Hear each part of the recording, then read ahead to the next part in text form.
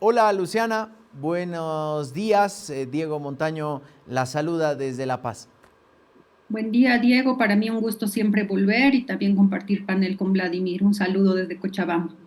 Y hasta Santa Cruz nos vamos con Vladimir Peña, que también nos acompaña. Vladimir, buenos días. Muy buenos días, Diego. Muchas gracias por la invitación y nuevamente un placer enorme estar con Luciana después de esta enorme resaca electoral que nos ha dejado el domingo. La resaca está para ceviche, para fricasé. ¿Qué les digo? ¿Qué, no, qué pasó? Una primera impresión, a ver, Luciana.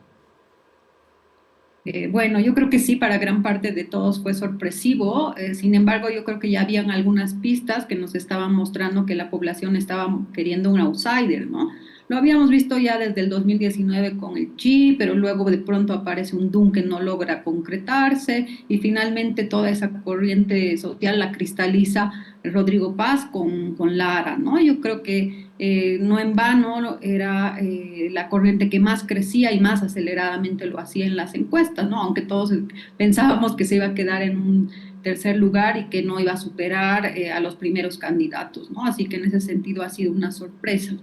De todas formas, yo creo que es muy indicativo del contexto de crisis de representación que existe actualmente, ¿no? En que gran parte de la población está cansada tanto de la izquierda como de la derecha tradicional y está buscando una suerte de tercera vía, ¿no? Que es un poco lo que nos presenta la candidatura de Rodrigo Paz y de Edman Lara, ¿no? Y sobre todo ahí, yo solamente para poner un pequeño apunte más, creo que gran parte tiene que ver con la capacidad de la figura de Lara de convocar un imaginario, ¿no? De ese ciudadano común que es víctima de las injusticias, que se revela contra el abuso de poder, ¿no? Yo creo que eso ha calado muy bien para la población que está buscando una suerte de reforma moral de la política, ¿no? Y ahí se puede encontrar en el discurso de Lara algunos pilares que de alguna forma están despertando algunos sectores populares, que era la gran dificultad precisamente de la derecha tradicional, estoy pensando en Samuel Ituto, para convocar a estos sectores que eran indecisos, ¿no? Al fin y al cabo, el perfil del votante indeciso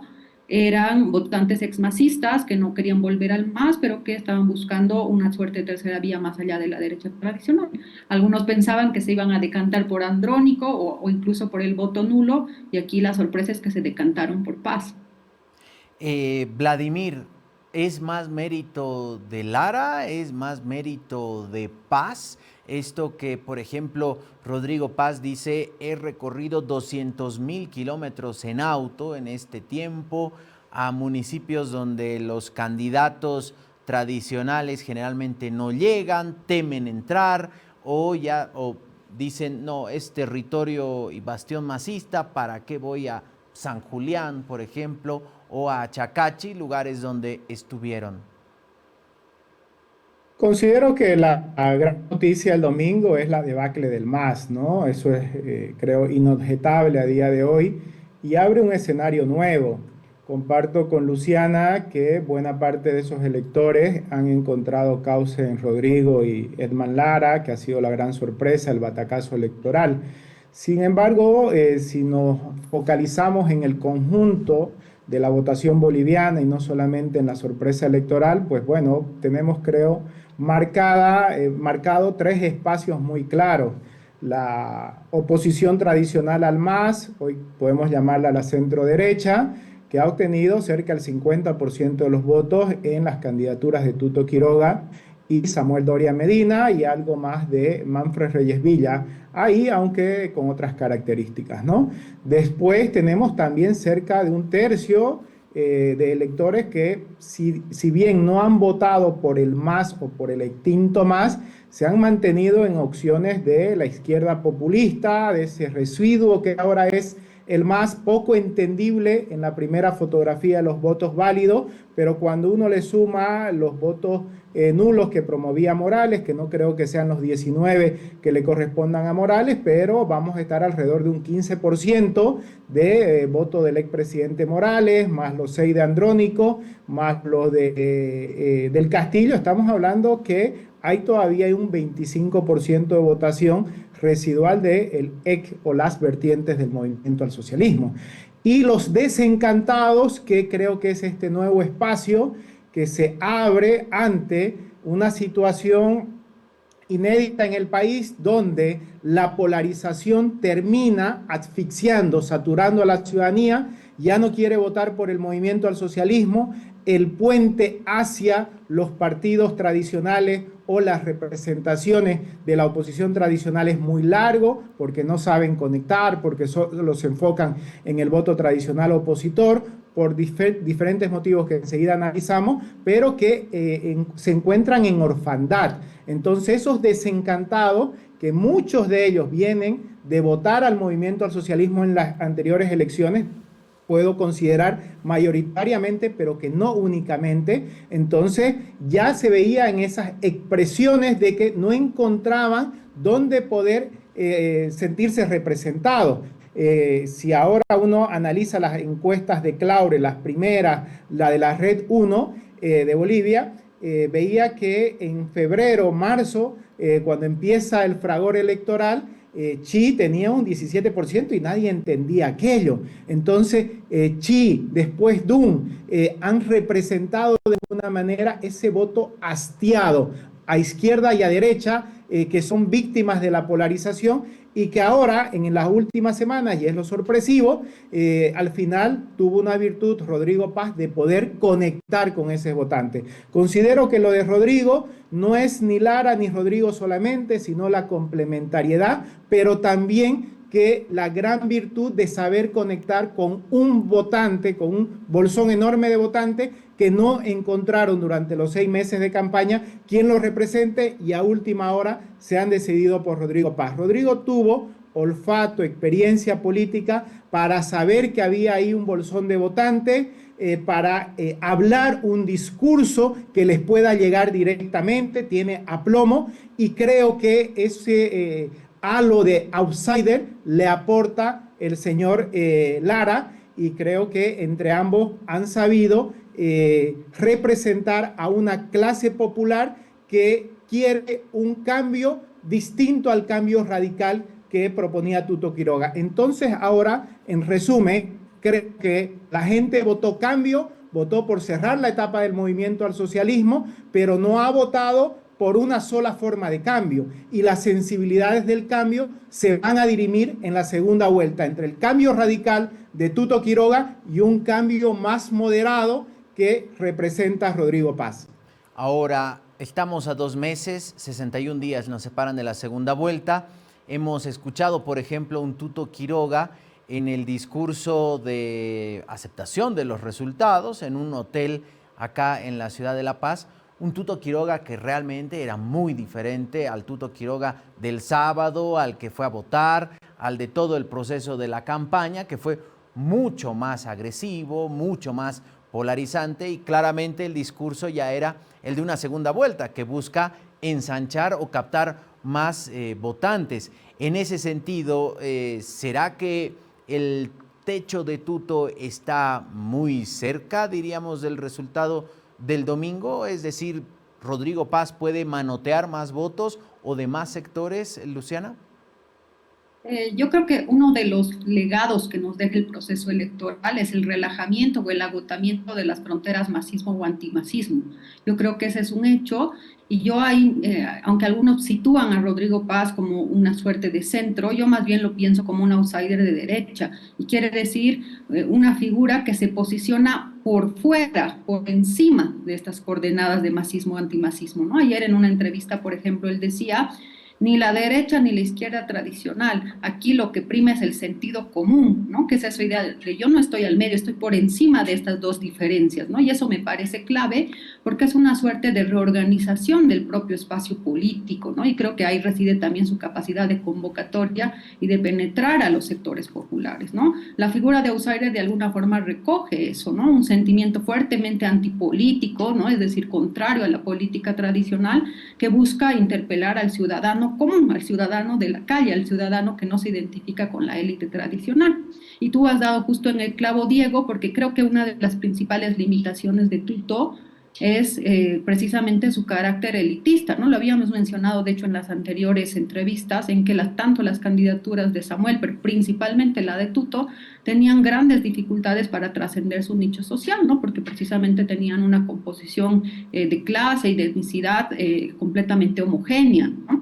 Y eso también creo que se traduce no solo en su candidatura, sino en su propio proyecto, ¿no? Porque Tuto te está proponiendo una suerte de neoliberalismo de los 90 de la mano del FMI, conducido básicamente por las élites blancoides. Aquí llega Paz y llega Lara y te dice capitalismo no solo para unos, sino capitalismo para todos. ¿Ahí qué te está queriendo decir? Una suerte también de proyecto de derecha, pero con un arraigo popular, ¿no? Es decir, que le habla, yo creo, con mayor énfasis y de manera más directa al emprendedor, al cuentapropista, a la economía informal, al transporte, a los gremiales, ¿no? Y ahí reside precisamente su capacidad de convocatoria. Entonces, también yo diría que una de las grandes novedades de esto es que nos interpela y pone sobre la mesa otra forma de hacer política, ¿no? Eso creo que está también en juego, ¿no? Ya no son los grandes candidatos, como tú decías, en los salones o a través de los grandes medios, sino que es un candidato, Rodrigo Paz, directamente vinculado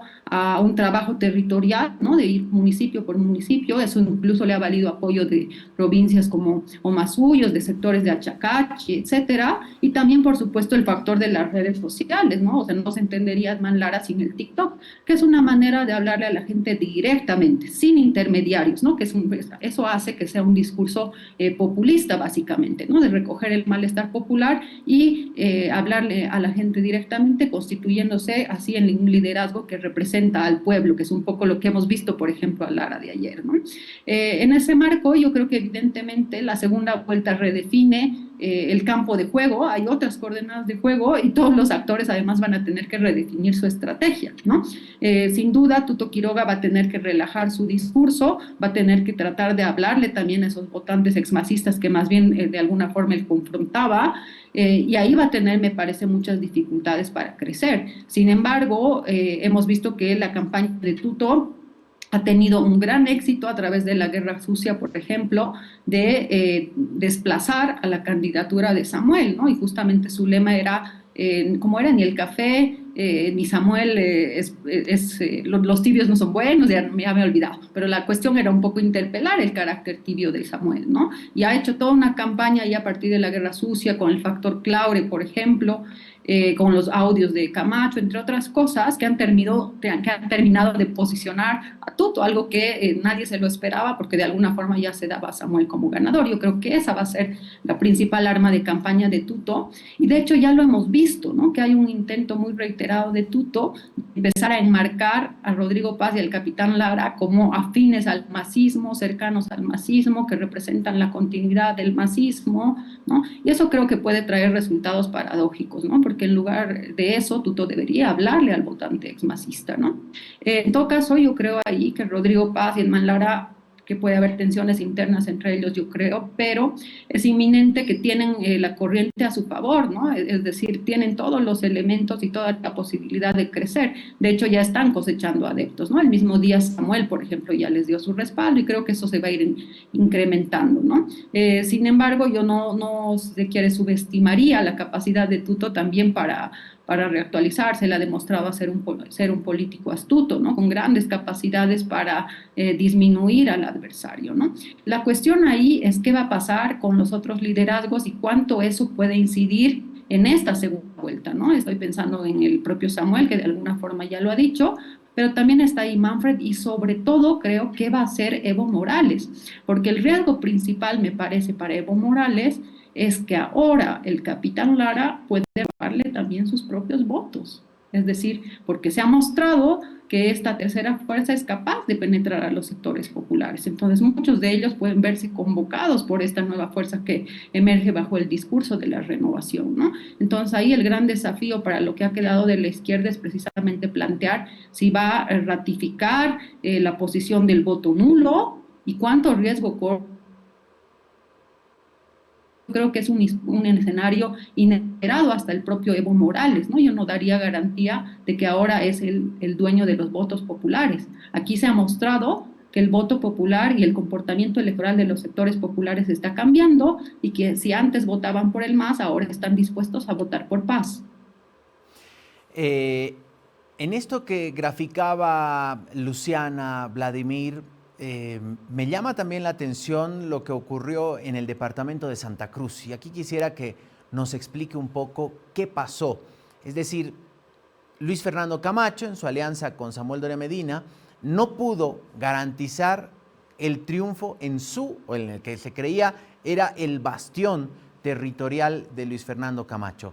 Si bien él agarra y menciona vamos a apoyar a tal candidatura, no quiere decir que es aritmética simple y se transferirán automáticamente los votos hacia Rodrigo Paz en este caso. Ahí será interesante ver de qué manera va a justamente Tuto hablarle de repente a los votantes de Samuel, sobre todo en Santa Cruz, que si bien no ganó, es un número interesante que todos quieren captar. Sí, la primera respuesta a jugar por los resultados sería el fracaso de Creemos como aliado de Samuel Doria Medina, porque ellos lo plantearon casi un tema plebiscitario entre apoyar a Camacho significaba votar por Samuel y no hacerlo todo lo contrario. Entonces yo creo que fue un error aquello como la oposición. Es verdad que el tema de los perseguidos políticos y especialmente el caso del gobernador Camacho es muy sensible, pero creo que llevar eso como una sola bandera o principal bandera de campaña electoral tiene sus riesgos y ahora están cosechando los errores de aquello. Tanto Samuel Doria Medina como el propio Creemos que al plantearlo de forma plebiscitaria en Santa Cruz han terminado derrotados, ¿no?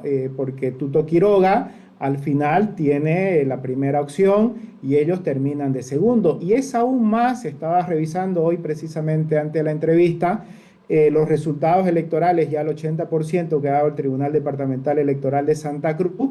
Cuando uno quita los votos nulos, el 13% en Santa Cruz, o si lo compara a los 800.000 votos que sacó Camacho para ser gobernador con los 300.000 que ha sacado Samuel ahora, estamos hablando que ni la mitad de los votantes que votaron por Camacho hace 4 años atrás para hacerlo gobernador, hoy han votado por Samuel. Entonces hay un fracaso enorme. Peor en el tema ya territorial. Te doy un ejemplo. De las 15 provincias de Santa Cruz, 5 gana Tuto, 4 gana Samuel, 3 gana Rodrigo Paz y Lara y 3 aún están por definirse. Cuando uno esto traspola, un poco que yo conozco, el comportamiento electoral de Santa Cruz, las 3 provincias que gana Rodrigo Paz son calcadas a las que ganaba el movimiento al socialismo, que son las provincias donde está San Julián, Ñuflo de Chávez se llama la provincia, Manuel María Caballero, la que colinda con Cochabamba, y Chilo, que es la que es vecina del Chapare. Entonces, esas 3 provincias no gana la oposición, gana Rodrigo Paz. Entonces ahí uno puede identificar que muchos votantes exmasistas al fin han votado por Rodrigo Paz. Todavía creo que lo de Santa Cruz va a haber tela por cortar. Ha sido una refriega muy complicada las últimas semanas entre el tutismo y el samuelismo, pero algo que nos deja esta elección es que muy poco incide ya el voto regional, el voto de los liderazgos, ¿no? Si no, Manfred hubiera ganado en Cochabamba, que no lo hizo. Johnny Fernández hubiera ganado en la ciudad, tiene 2%, o 1%, si no me equivoco, creo que menos que el promedio nacional, ha sido un castigo enorme al alcalde de la ciudad. Tal vez donde sí influyeron los liderazgos regionales, y también es algo que Rodrigo tendrá que trabajar, es Tarija, ¿no? Donde sí hay una influencia enorme ahí de los liderazgos regionales en Tarija, pero fuera de aquello, yo creo que la gente ha votado en clave nacional, ha votado en discusión, cambio, continuidad y también en sentido ideológico. Y el voto cruceño se ha decantado al final más en sentido ideológico de un voto conservador que en un voto sentimental o emocional al gobernador Camacho.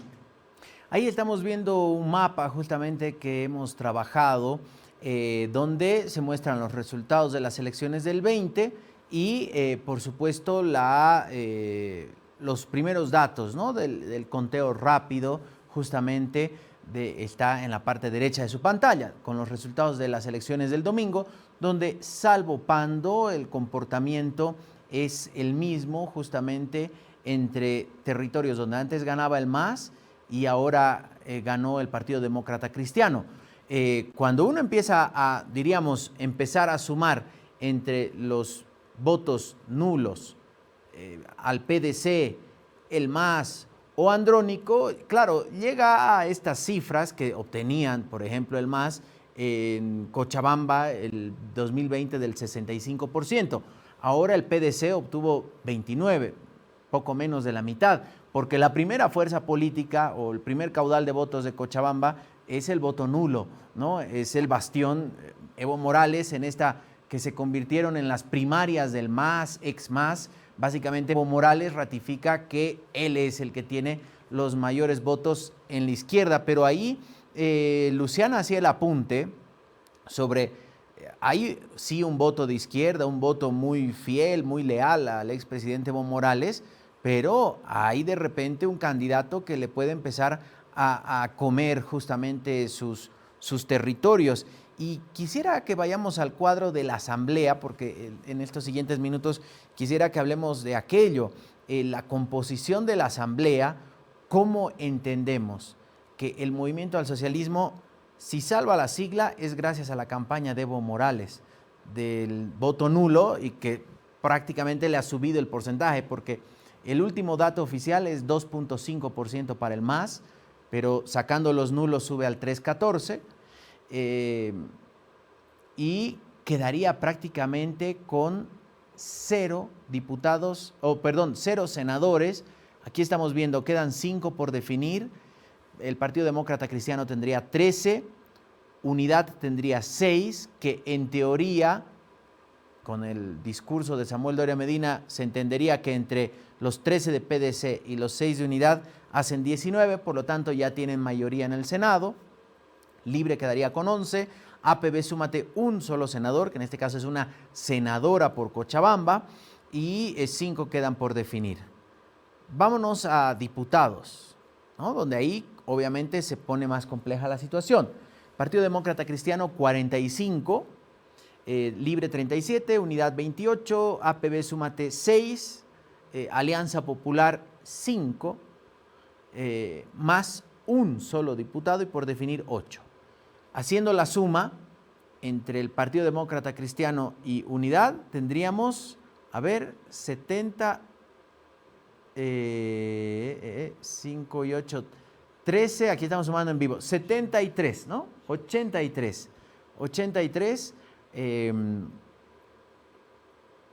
no, 73, que ya son, por supuesto, también mayoría en ambas cámaras. Si se confirma esta alianza diríamos, política, se espera una reunión entre los dos líderes, Samuel Doria Medina y Rodrigo Paz, ya tendrían mayoría sin necesidad de más acuerdos. Estos son datos preliminares. El dibujo final, la fotografía final, se entiende que se tendrá hasta el fin de semana. ¿Qué implica esto, Luciana? ¿Será también bastante fuerte la presión sobre el nuevo gobierno al tener mayorías en ambas cámaras, un muy buen voto y una suerte de promesas bastante interesantes? Sí, yo creo que lo primero que hay que decir es que ha quedado claro la capacidad y acelerada de penetración territorial del PDC, ¿no? O sea, definitivamente le arrebata Occidente, ¿no? Los departamentos que él más controlaba en antaño, y además es capaz de penetrar también algunos departamentos del Oriente, ¿no? Eso ha quedado completamente claro. Si uno revisa las listas de senadores de Occidente, estoy pensando Oruro, Potosí, La Paz, las primeras senaturías las tiene el PDC definitivamente, ¿no? Pero también logra colarse en los terceros lugares, por ejemplo, en Santa Cruz, también si no me equivoco, en Pando o en Chuquisaca. O sea, es decir, estoy mostrando que es una fuerza que, a diferencia de todos los demás, tiene capacidad de irradiación nacional, puede a partir de aquí constituirse en una fuerza nacional, ¿no? A diferencia del MAS, que como sabemos tuvo muchas dificultades para penetrar el Oriente, y a diferencia de la oposición, que también estaba estancada en ciudades capitales y en el oriente, ¿no? Entonces yo creo que eso nos muestra lo repito y lo recalco, una fuerza con capacidad nacional, que es algo que no tienen los otros liderazgos atrincherados más bien territorialmente, ¿no? A eso, claro, efectivamente eso se traduce también en la Asamblea Legislativa. Aquí vemos una Asamblea Legislativa básicamente controlada por la derecha, ¿no? Y esto nos comprueba lo que veníamos diciendo desde hace un tiempo, que estamos pasando de un sistema de partidos predominante, en la que el MAS prácticamente contaba hasta con 2/3, a un sistema de pluralismo moderado, ¿no? Es decir, donde hay una fragmentación de fuerzas, pero hay una suerte de convergencia en torno a un proyecto político común que tiene que ver con una suerte de ajuste estructural, ¿no? Por ejemplo, ¿no? Habrá que ver los grados, todo eso de la agenda de Rodrigo Paz, lo podemos discutir después, pero está claro que hay una convergencia entre las fuerzas de derecha, ¿no? De centro derecha y de extrema derecha, ¿no? Esto nos deja, por supuesto, un PDC con capacidad de conseguir mayorías con su alianza con Unidad, que de alguna forma ya se ha adelantado. Inclusive si logra de alguna forma llegar a un acuerdo con Libre, hablaríamos incluso de una derecha capaz de tener 2/3, ¿no? Y esto creo que es importante porque ustedes saben que en el último tiempo se veía discutiendo la necesidad de hacer reformas importantes, por ejemplo, en la ley de inversiones, en la ley de hidrocarburos, agropecuaria, plataformas digitales, o sea, todo un tema de áreas que necesitan precisamente pasar por la Asamblea Legislativa. Y aquí vemos que la derecha ya tiene mayoría para hacerlo, ¿no? Y que incluso en casos de reforma constitucional, que es algo que han venido adelantando algunos candidatos, también podría hacerlo si consigue los 2/3, ¿no? Pero yo creo que sería un error considerar que la gobernabilidad está solamente en la Asamblea Legislativa. Esa gran presencia del voto nulo nos está mostrando que el otro pilar de la gobernabilidad está en la calle, ¿no? O sea, creo que no debemos creer que todo este consenso en torno al proyecto de la derecha, en torno al centro, en la Asamblea Legislativa garantiza la gobernabilidad, ¿no? Porque ahí en realidad la diferencia está un poco entre las instituciones y la sociedad movilizada que va a aparecer de la mano del levismo, ¿no? Creo que eso hay que evaluar, cómo se va a construir gobernabilidad entre la Asamblea Legislativa y la calle, ¿no? Yo creo que aquí efectivamente gran parte de la victoria del PDC creo que se debe también a que los sectores populares se han quedado sin representación, pero tenían una ambición de poder y no querían perder espacios de representación, ¿no? Y el PDC ha sabido capitalizar eso, ¿no? Y al contrario, el mismo hace esa posibilidad para muchos sectores urbanos populares, y lo que tenemos ahora es una izquierda sin representación, incapaz de impedir las reformas que vaya a hacer la derecha a futuro, ¿no? Ahí se ha confiado mucho en la tesis de la calle. Yo creo que evidentemente Evo Morales se ha cuidado como un referente en el ámbito rural, sobre todo, pero creo que va a tener muchas dificultades para irradiarse justamente a nivel urbano, ¿no? Es decir, para construir esas grandes movilizaciones que de alguna forma me parece que está esperando. Yo veo que eso no creo que vaya a suceder. Lo que me parece más bien, y de hecho hay ya varios estudios, por ejemplo, de UNIR, que muestran que vamos a tener un mapa de conflictividad más bien, yo diría, atomizado, ¿no? Múltiples conflictos de distintos sectores, etcétera, pero sin necesariamente cohesionar y terminar en un desemboque común, ¿no? Y entonces yo creo que el límite de la izquierda, yo creo que ahí es donde se va a evaluar si la estrategia de Evo Morales fue útil para contener a la derecha o si al contrario perdió su oportunidad de tener espacio en la Asamblea Legislativa. Claro, porque además tendrá la encrucijada que, por ejemplo, sectores que históricamente lo apoyaron o regiones que históricamente lo apoyaron, ahora apoyan diríamos, si Rodrigo Paz se hace de la presidencia, gana la presidencia, será estos sectores y estas regiones que votaron por ese presidente. Entonces, ¿de qué manera van a salir a manifestarse en contra de ese presidente? De repente, Rodrigo Paz se convierte en la opción más incómoda para diríamos, para el levismo, para Tuto Quiroga, también para de qué manera va a encarar la segunda vuelta. Es el personaje, diríamos, más incómodo para todo el arco político tradicional. Ahí incluiríamos a Evo Morales, Vladimir. Uno de los grandes perdedores ha sido Samuel Doria Medina, ¿no? Sin duda, ganador de encuestas casi todas y perdedor del día de la elección. Y creo que una de las lecciones que deja la dura derrota de Samuel, es que no hay que no hay que almorzarse la cena.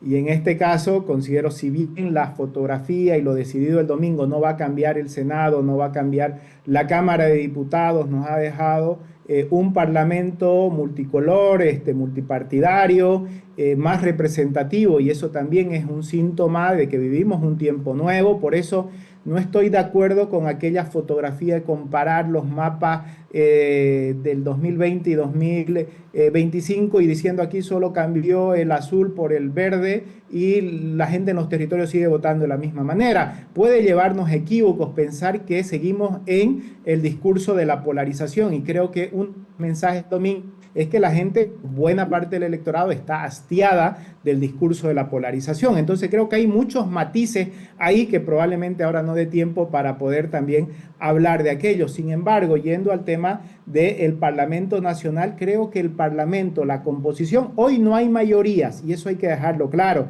A mí me generó una confusión el titular hoy de la Razón, como si el PDC tuviera mayoría.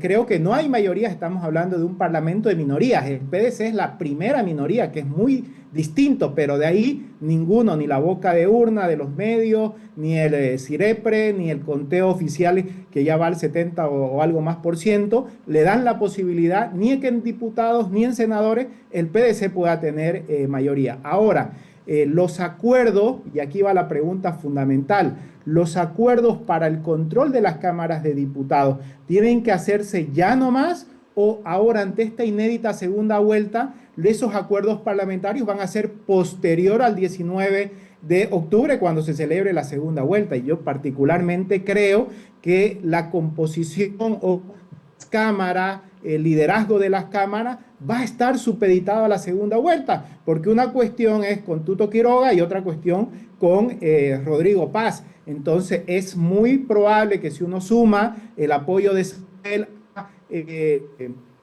Rodrigo, pueda decir, van a tener mayoría, pero Samuel puede hablar por todos los parlamentarios que ha ganado el domingo la Alianza Unida. No, no creo que sea así, porque en la misma noche electoral, creemos, el principal partido aliado en Santa Cruz, que además tiene el senador que han ganado y creo la totalidad de los diputados en Santa Cruz, ha dicho que ellos no van a apoyar a Rodrigo, o mejor dicho, han dicho que no siguen el mismo camino de Samuel de decir apoyamos a Rodrigo. Van a tener una discusión y van a comunicar cuál es su decisión posterior. Entonces, ¿será que Camacho va a apoyar a Rodrigo con todo lo que le pasó con Almaraz y todas estas cuestiones, cuando hay una suerte de poner o encasillar a Rodrigo Paz como el representante de un nuevo masismo? Entonces yo creo que ahí todavía hay mucha tela por cortar, y si uno va a Tarija, donde Samuel tuvo el mejor resultado electoral,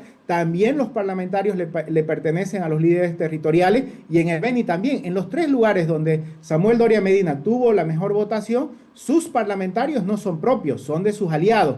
Samuel mantendrá la cohesión de su bancada, ¿cuánto vale? Por eso yo creo que la segunda vuelta todavía va a condicionar la gobernabilidad, por lo menos en términos parlamentarios. Y lo que de ahí reste, vamos a ver todavía cómo los diferentes partidos lo procesan. Porque la otra gran pregunta, que yo esto la dejo en incógnita, es ¿quién va a ser oposición ahora? Si uno mira todos los partidos y asumiendo el discurso de Rodrigo, que era oposición en la primera vuelta, pues bueno, estamos hablando que la oposición tiene 2/3 y en muchas cosas tienen un discurso muy parecido. Entonces, ¿quién es oposición ahora? El MAS o el masismo, las vertientes del masismo, ahora testimonial. Yo creo que también la segunda vuelta va a reconfigurar el mapa para saber quién será o quiénes serán oficialismo y quiénes serán oposición. Por ahora tenemos un parlamento difícil de gestionar, pero creo que el mensaje que le han dado los ciudadanos a la clase política es: ya no queremos polarización, queremos que se entiendan, no hay cheque en blanco a un solo líder político, a una sola organización. Ahora tendrán que gestionar, de esto se trata la democracia, pero como tenemos una segunda vuelta, todavía esa composición de esas cámaras o cómo funcionarán en términos de oficialismo y oposición estará muy supeditada a la segunda vuelta. Sin embargo, sí queda claro que el Partido Demócrata Cristiano es la primera fuerza, no la mayoría, pero la primera fuerza en ambas cámaras. Por lo tanto, deberá ser un representante, un senador o senadora y diputado y diputada de ese partido que tenga que ejercer la presidencia tanto en el Senado como en diputados. Así que si de repente Tuto Quiroga gana la segunda vuelta, tendrá un presidente o presidenta de la Cámara de Senadores de la otra fuerza política, del Partido Demócrata Cristiano, y también en diputados. ¿Es así? Me corrigen si esto puede cambiar, Luciana, Vladimir. No, es correcto lo que dices, Diego, ¿no? O sea, que efectivamente las cámaras las va a controlar el PDC, pero también es un escenario pues, fragmentado, ¿no? Y creo que eso nos insta a considerar que la única forma de gobernabilidad dentro de la Asamblea Legislativa es a través de pactos, ¿no? A mí me da la impresión que lo que vamos a tener es una suerte de coaliciones, pero coaliciones puntuales, ¿no? Es decir, a partir de la agenda que vaya apareciendo en el curso del proceso político y en el curso de las reformas económicas que se vayan a hacer, ¿no? Yo veo todavía muchas dificultades para establecer una agenda programática. Esto era más sencillo, me parece, en el caso de Samuel y Tuto, donde más o menos compartían los mismos objetivos, ¿no? Pero aquí la pregunta es qué clase de proyecto político y económico te plantea Rodrigo Paz. Y ahí yo creo que hay una gran interrogante, ¿no? Porque si uno revisa justamente su programa, es un programa, yo diría, bastante ecléctico, ¿no? Tenemos, por ejemplo, algunas ideas de mantener una política asistencialista, pero al mismo tiempo liberalizar completamente la economía y reducir al Estado, ¿no? Ahí hay una suerte de contradicciones, ¿no? Y eso inclusive le está cobrando factura. Ustedes han debido ver que ya se le reclama los bonos a los jubilados, el salario universal para las mujeres, una serie de compromisos que él ha ido haciendo precisamente para atraer el voto popular, ¿no?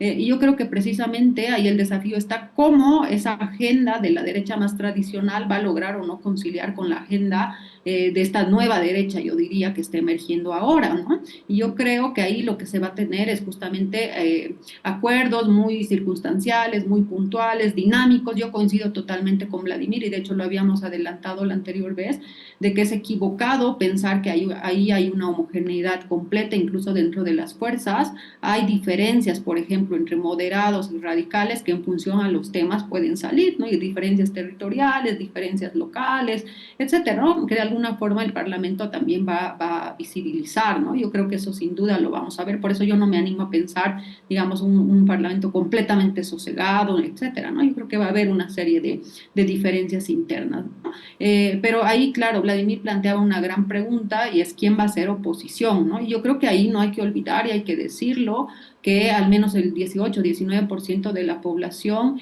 y la tercera fuerza electoral le corresponde a Evo Morales. Podemos debatir cuánto del voto nulo va directamente hacia él. Yo coincido que no todo el voto nulo es para él, pero él ha demostrado sin duda que sigue siendo la tercera fuerza nacional, ¿no? Y ahí tal vez la pregunta en la segunda vuelta es qué van a hacer los votantes de Andrónico, por ejemplo, ¿no? Van a votar por el PDC, ahora se van a decantar por el voto nulo, etcétera, ¿no? Pero en todo caso, ahí creo que nos está quedando claro que hay una tercera fuerza que no está representada en la Asamblea Legislativa y eso es fundamental porque es una fuerza que es extrainstitucional y que va a estar en la calle, ¿no? Yo diría, de hecho, que la movilización es prácticamente el último recurso de poder que tiene Evo Morales para garantizar en primer lugar su libertad, pero también para consolidarse como referente de lo que queda de los sectores populares, ¿no? Entonces yo diría que la oposición está básicamente en el trópico y ese va a ser uno de los principales desafíos, ¿no? Pero en todo caso yo creo que tenemos un escenario completamente diferente, un escenario ya de transformación sustantiva del sistema de partidos, un recambio total de las fuerzas políticas.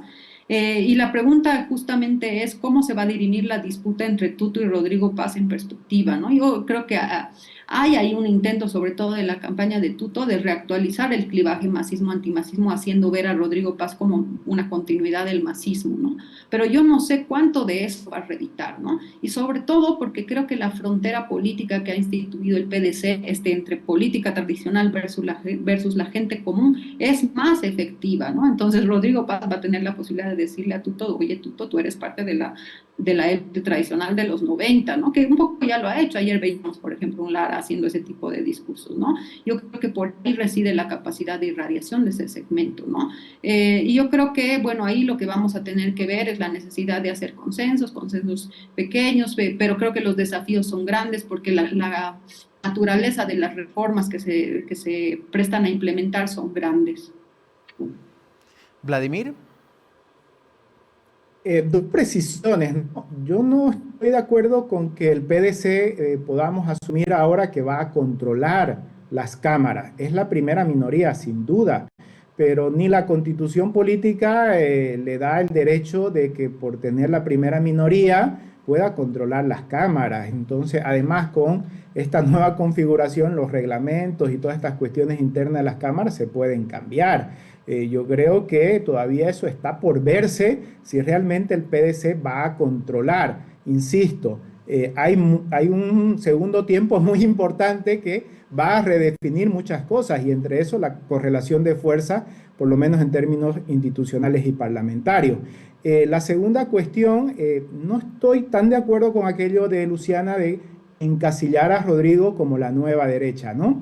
Revisé las páginas de los periódicos internacionales y no hay una coincidencia. Esta ambigüedad de Rodrigo, que ha debido ser una de las virtudes en la primera vuelta y que no sé si le va a funcionar de la misma manera en la segunda vuelta, pues bueno, tiene confundidos a todos. Si usted lee los periódicos de Europa, es un centrista. Si lee los periódicos de Estados Unidos, es uno de derecha. Y hay otros que lo ponen en la izquierda. Entonces, Rodrigo nos tiene confundidos a todos. Yo creo que Rodrigo, si uno mira el origen, es un clásico socialdemócrata, pero que ha tenido también la capacidad para conectar con los sectores populares de tener un discurso populista, pero es un socialdemócrata. Aquello que Samuel no quiso serlo, pese a tener un cargo institucional en la socialdemocracia y lo que renunció por temor en la primera vuelta de representar ese sector, pues lo representa hoy Rodrigo. De todas maneras, creo que Rodrigo o el voto del PDC de Rodrigo y Lara se nutre de diferentes vertientes, ¿no? Tiene voto de izquierda, tiene voto centrista, tiene el voto fundamentalmente que yo llamo de los desencantados y también tiene voto de la derecha. Entonces, por eso Rodrigo va a jugar a la izquierda y derecha son cosas viejas, el sentido común o estas cuestiones.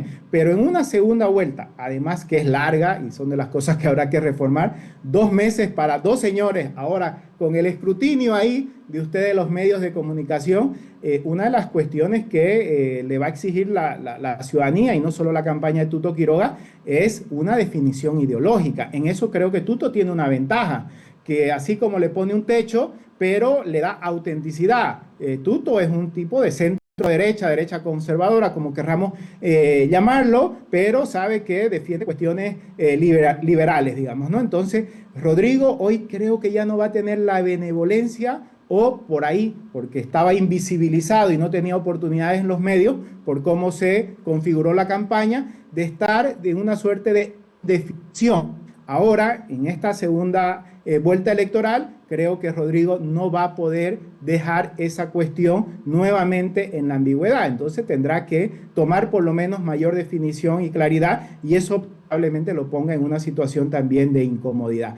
Es verdad que el viento está a favor de Rodrigo. Cuando se sube a la ola es muy difícil nadar contra la corriente, pero ojo, hay que tener en cuenta también a los otros votantes, no solo a los votantes que dieron la sorpresa electoral, a los votantes que le dieron a Tuto Quiroga la oportunidad de estar en segunda vuelta, los que votaron por Samuel, los que votaron por Manfred, los que votaron también por nulo, si es que se van a mantener en esa posición o no, porque cada uno, con el terremoto que ha habido, cada uno está en una situación incómoda. Le conviene a Morales hacerlo presidente, si estuviera en sus manos, a Rodrigo Paz, y que venga a ser un proyecto, porque hoy no hay proyecto detrás de Rodrigo, hay un voto que le ha dado una oportunidad para construir un proyecto que es distinto, pero le conviene a Evo Morales, que ahora ha demostrado que tiene la capacidad para triturar a sus líderes que vienen a representar la renovación, decir Rodrigo va a ser el próximo presidente y que le coma buena parte del electorado a la izquierda popular de este país, creo que no le va a convenir. Probablemente le conviene mejor que sea Tuto Quiroga con quien puede antagonizar mejor y plantear la política en términos polarizantes. Entonces, a Samuel, sus votantes lo van a seguir para apoyar a Rodrigo Paz.